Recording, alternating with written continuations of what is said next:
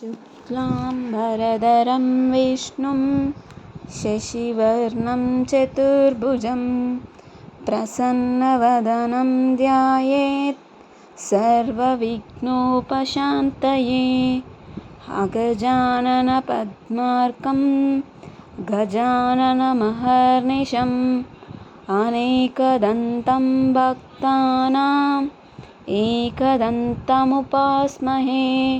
वक्रतुण्डमहाकाय सूर्यकोटिसमप्रभा निर्विघ्नं कुरु मे देव सर्वकार्येषु सर्वदा।